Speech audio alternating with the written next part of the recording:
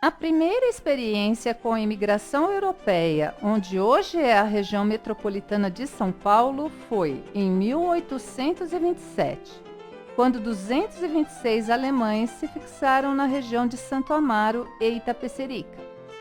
Após a publicação da Lei do Ventre Livre em 1872, a imigração estrangeira paulatinamente começou a ser pensada como a possível substituta para a perda de mão de obra que se vislumbrava no futuro.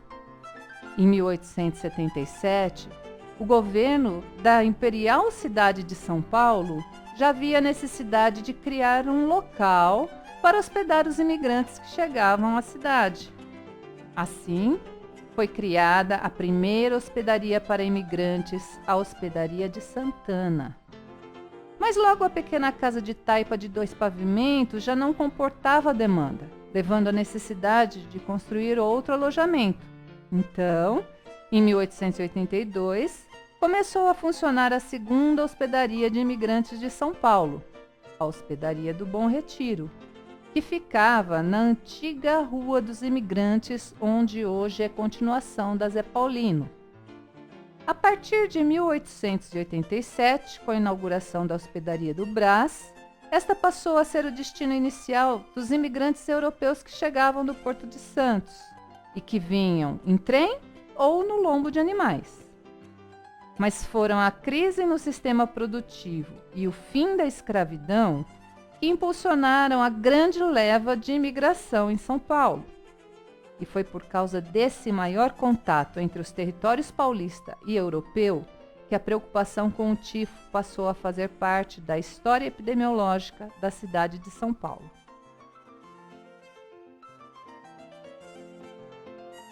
E como era essa relação com o tifo naqueles idos do início da República? Desde a antiguidade, quando Hipócrates utilizou a palavra tifos para designar casos de febre intensa com perturbações da consciência, a palavra tifo passou a designar uma série de enfermidades. Assim, tifo amaril ou tifo icteroide designavam a febre amarela, tifo apoplético ou tifo cérebro-espinal, a doença meningocócica, tifo do Oriente era a peste, tifo palustre a malária, e tifo abdominal era a febre tifoide. Mas nessa época, o diagnóstico das doenças em São Paulo não era absolutamente preciso. É nessa década que se registra a labuta de Adolfo Lutz, na tentativa, por fim bem-sucedida, de demonstrar que as chamadas febres paulistas não se tratavam de febre amarela ou malária, mas sim da febre tifoide. Por causa dessa confusão de diagnósticos e nomenclaturas, quando buscamos registros da década de 1890, às vezes sentimos dificuldade em separar quais tifos registrados tratavam-se de febre tifoide e quais de tifo europeu. Mas vemos que os registros dessa moléstia já eram presentes em São Paulo, tanto nos obituários nacionais quanto nas notícias do estrangeiro.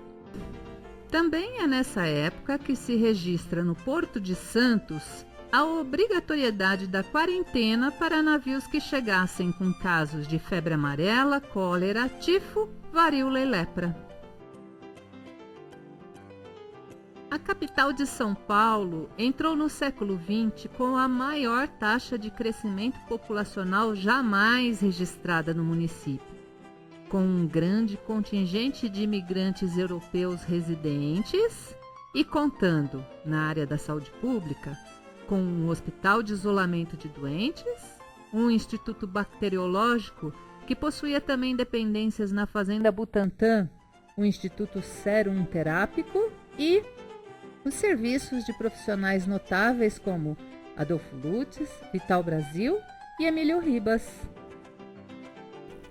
E foi das mãos de Adolfo Lutz que nos chegaram os primeiros diagnósticos de rickettsiose na capital paulista, obtidos em necrópsia no Instituto Bacteriológico. Em seus relatórios, ele registrou 5 casos de tifo exantemático entre 1900 e 1906. Outra fonte com registro de casos de tifo exantemático daquele período são os livros de movimento de doentes do Hospital de Isolamento. Ali encontramos os seguintes registros: 1904, óbito de um menino de 2 anos de idade procedente da Estação da Saúde, onde hoje é a Santa Cruz. Em 1905, 2 registros. Em julho, faleceu uma italiana de 34 anos, procedente da Rua Boa Vista, no centro. E em outubro, outra italiana, de 28 anos, vinda de Osasco, que à época era um subdistrito. Em 1906, alta por cura de uma portuguesa de 19 anos, procedente da Rua Carlos Garcia, no Brás. Em 1911, outro óbito, um homem residente à Rua Maria Paula. Ainda outros 4 casos estão registrados, mas precisamos conhecer os avanços que ocorriam no exterior, porque eles trouxeram novidades ao nosso panorama riquetsial paulista.